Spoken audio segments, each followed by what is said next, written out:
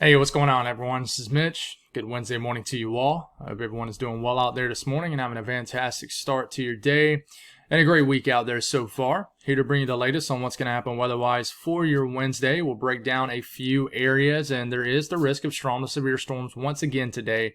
But I will say right out the dot that I do not think this is going to be a high-end threat of like high-end severe weather.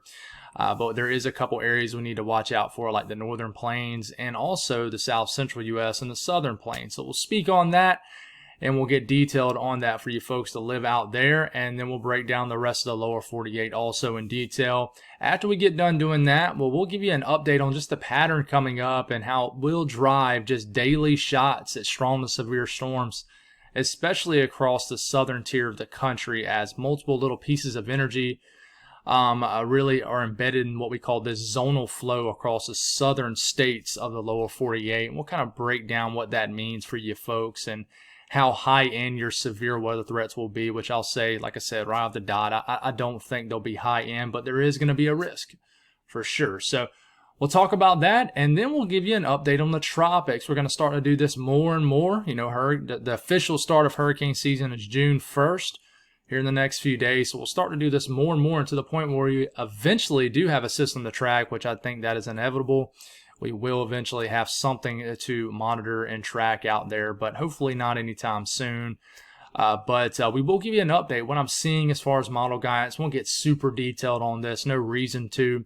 We will talk about an area I am watching in the Caribbean for sure. So if you guys have not subscribed, certainly consider doing that. Like the video if you like it. Liking the video is huge, especially in these slower times that, we're relatively slow now. Things went from very active to, just slowing down for at least the next several days. Thank goodness, because, man, it's been insane over the last several weeks. But we never know when something's going to, start to turn up again. So we got to watch that. But definitely thank you for supporting the video by liking it, subscribing. And if you guys got anything that I can pray about or pray over, as always, please put those in the comments below. Let's get rocking and rolling. So we do got moisture advecting across the northern Rockies because of this trough moving in, and eventually this energy will move over a somewhat unstable atmosphere, over the northern Rockies. The northern plains. And then this will promote strong to severe storm activity. And then we got some rain across the Pacific Northwest, some moisture left over from yesterday evening in the overnight convection still down here in Texas, kind of dancing around.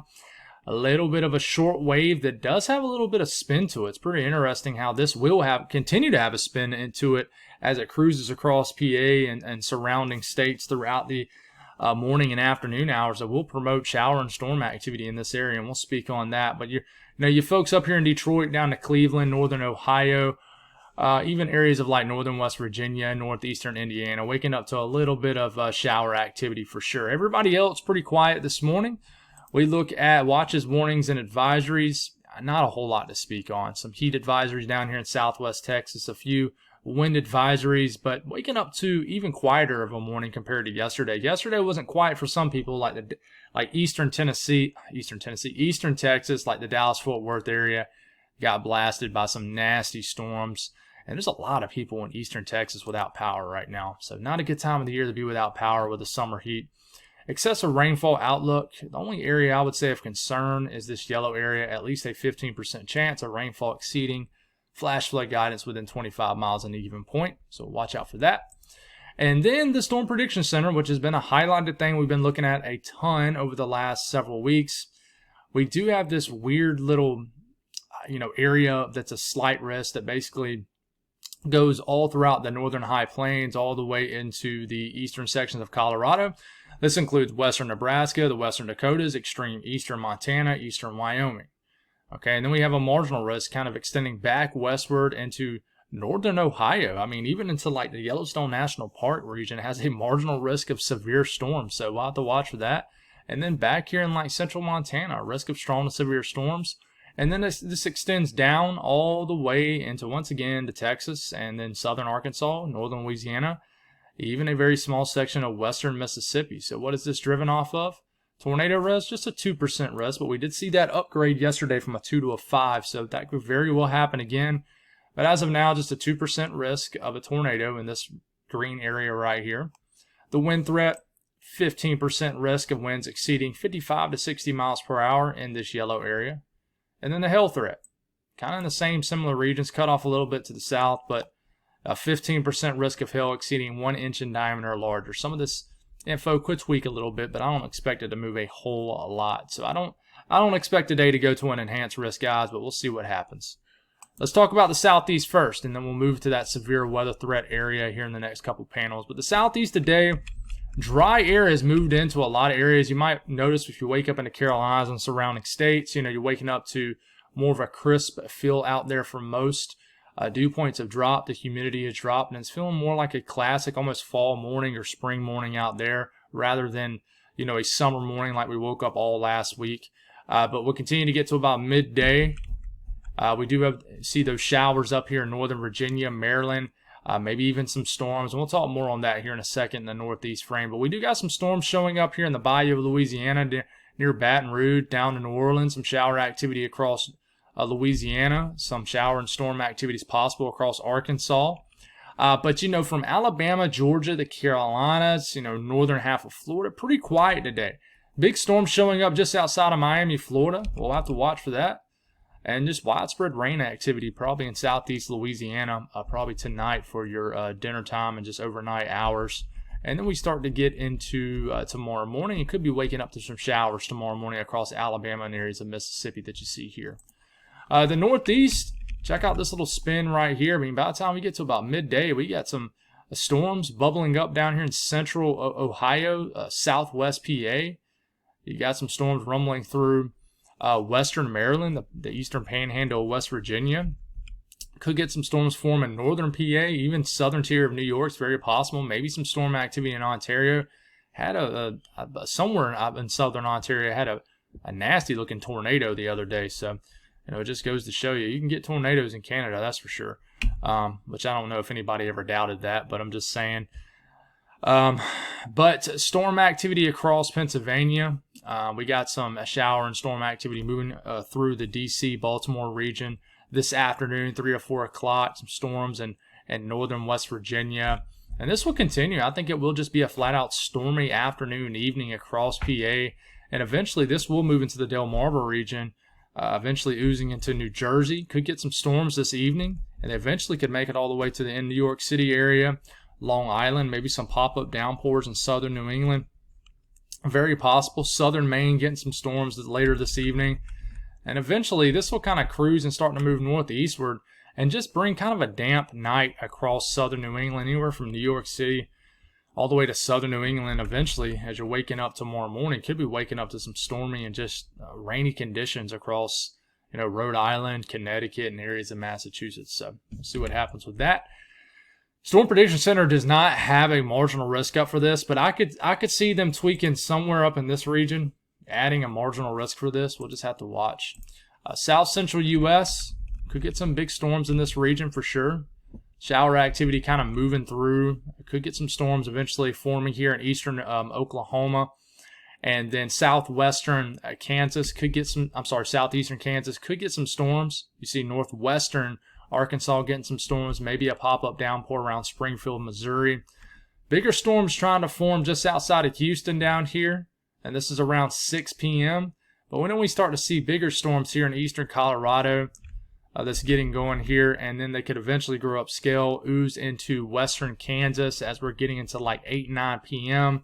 And these storms could produce damaging winds, some gusty winds, even a tornado threat. But you notice not a whole lot of coverage in storms down here in Texas where we do have that marginal risk. But as we start to get deeper into the night around 10, 11 p.m., we'll have to watch these storms in west central Texas. You see these south of Lubbock, maybe around the Midland area. These could pack a punch in this region. My cat is screaming at me from the other side of the door right now. All right, hold on. Let me get this cat real quick. Let's see.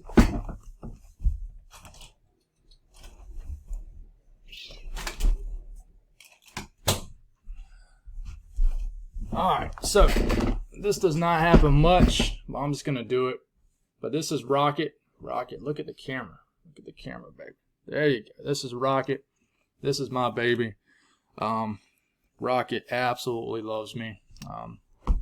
But you might see him hop around, dance around behind me, hop on the bed. But that's Rocket. He's my buddy. He is very loving, our youngest cat. But I just wanted to, we go a little everywhere on this channel. So if you're just first time viewing, that does happen occasionally. But you see these storms in the northern panhandle of Texas, the panhandle of Oklahoma. I mean, these could pack a punch later tonight. They could. I mean, this is like midnight tonight too.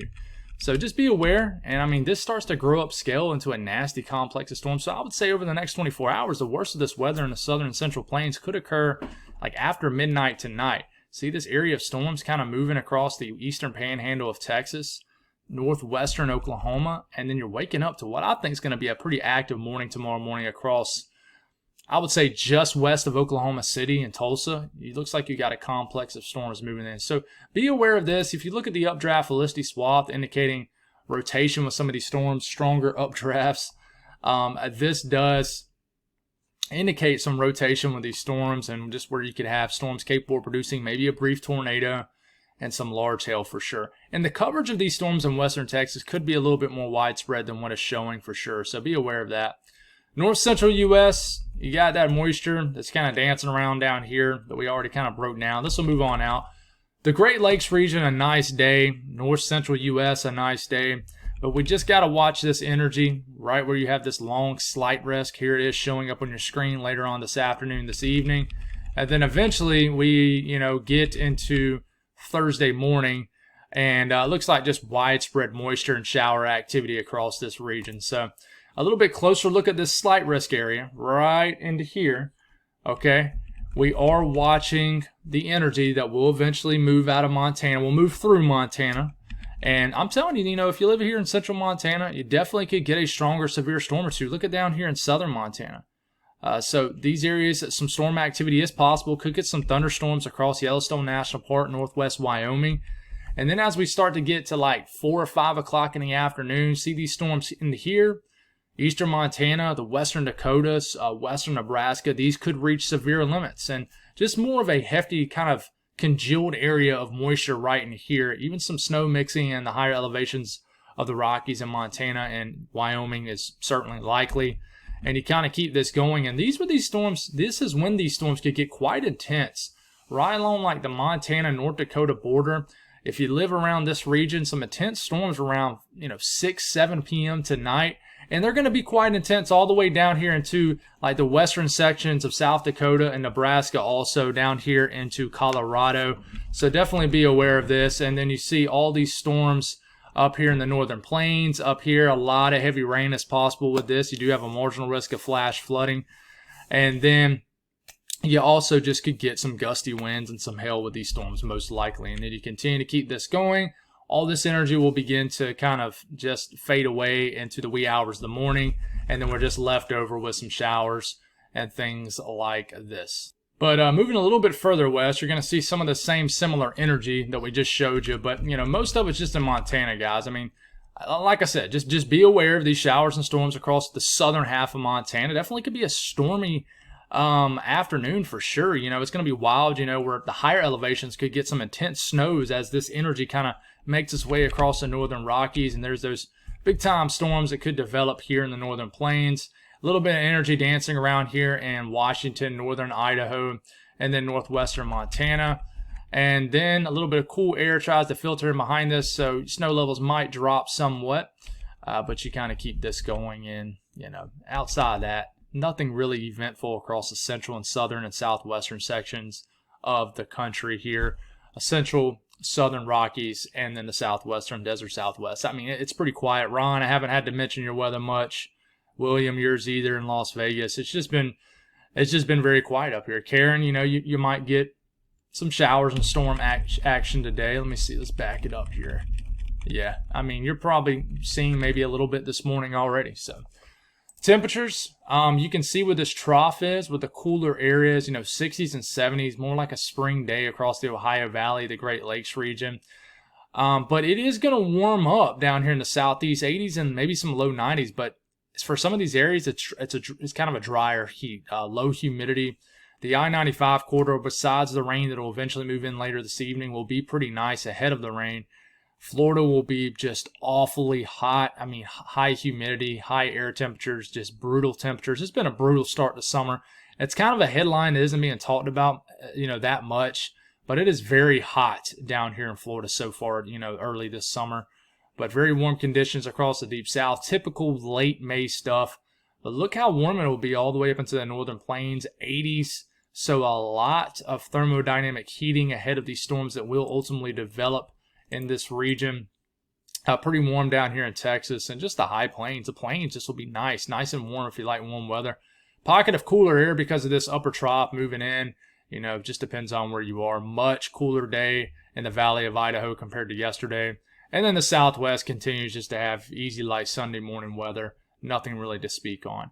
Now, going forward, guys, tomorrow's going to run a similar kind of risk of severe weather, a slight risk from southeastern Colorado through southwestern sections of Kansas, through western sections of Oklahoma, and then northern areas of Texas. This is mainly driven off just pieces of energy that I'm going to kind of show you on your map here in a second. We'll hear on your screen that it's been embedded in kind of a southern zonal flow down here. So this is going to promote enough lift in the atmosphere that, of course, will overlap unstable air. You still got higher dew points and just more moist air at the surface down here. This will create a little bit of flow too, to aid that lift with these thunderstorms.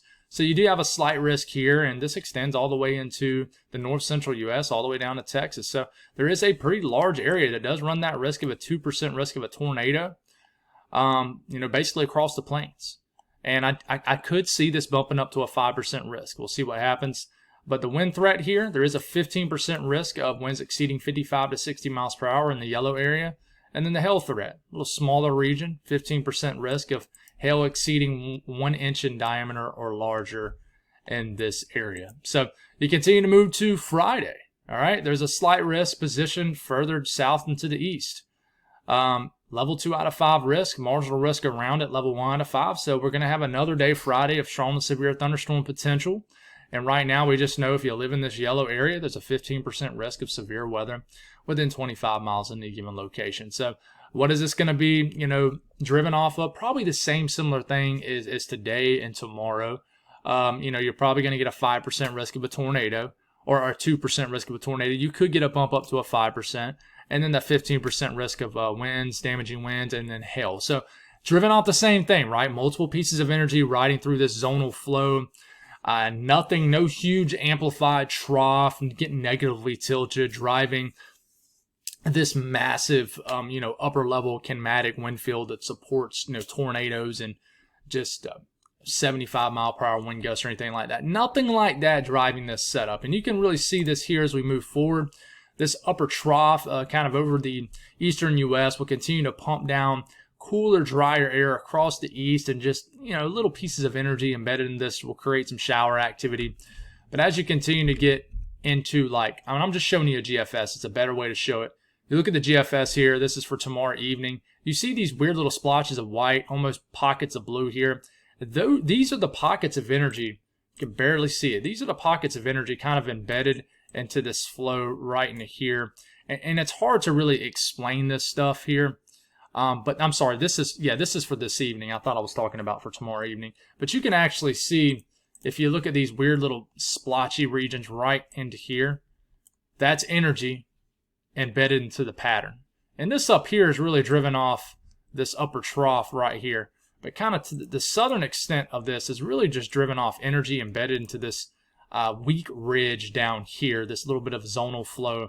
So energy kind of up here, really driven off this upper trough, digging down here. Energy down here, more so driven off just weak little short wave impulses of energy embedded into this weak ridging right down here to the southern tier of the country. Now, you continue to move this into, I can get this off our screen, into our Thursday.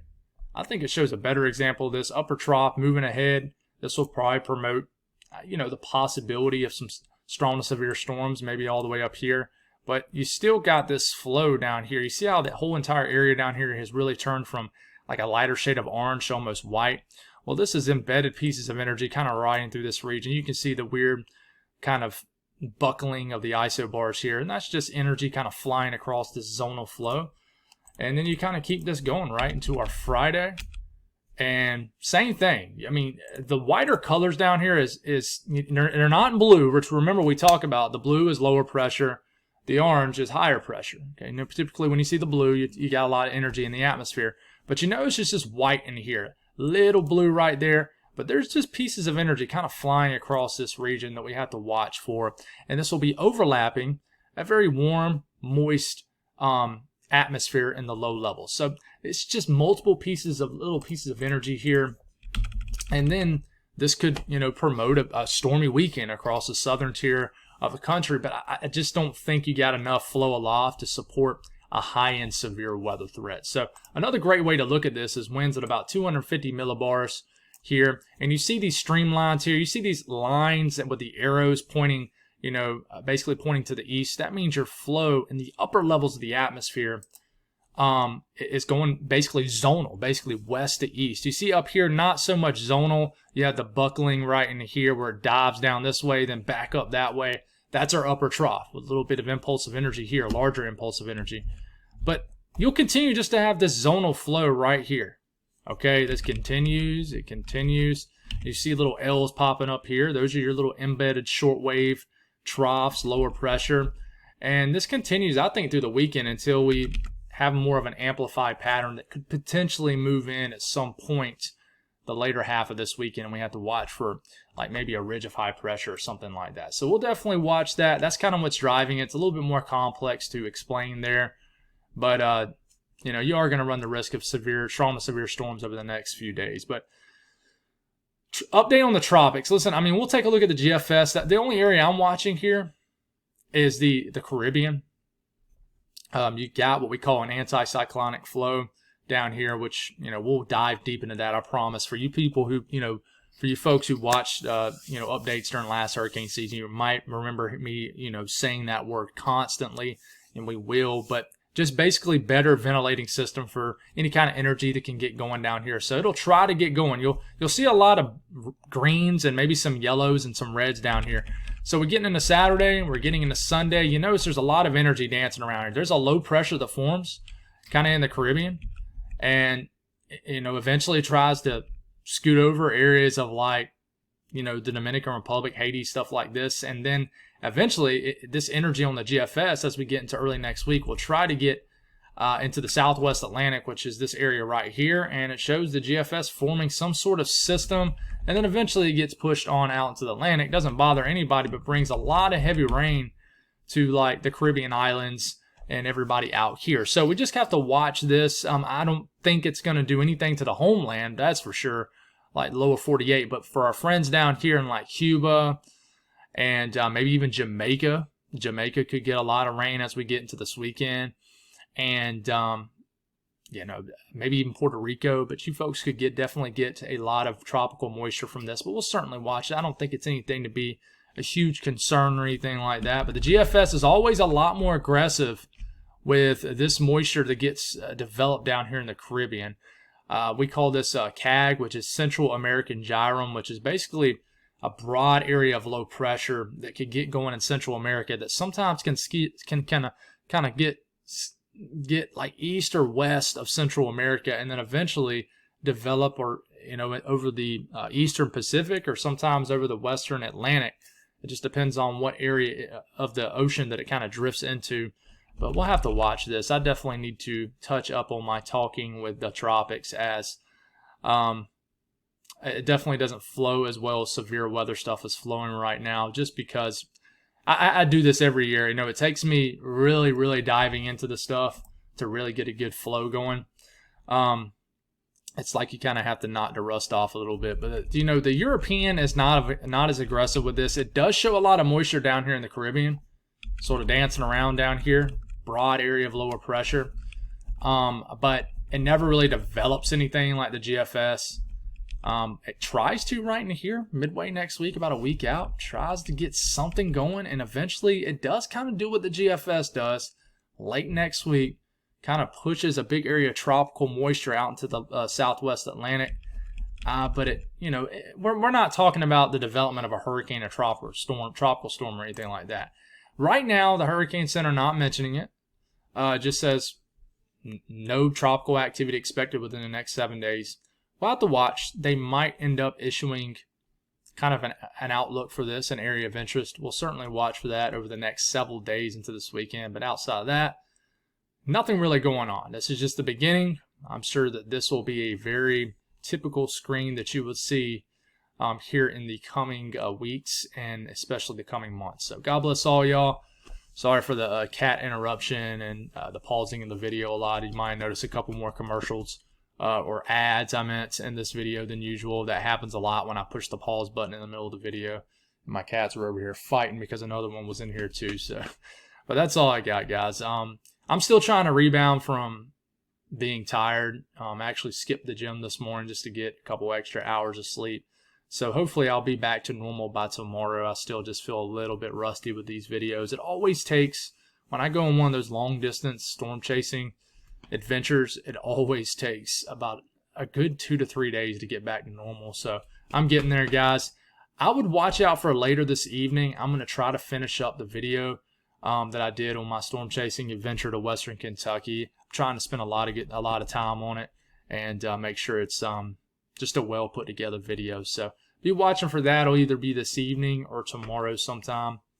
But that's all I got. You guys have an awesome day, and I'll talk to you again soon.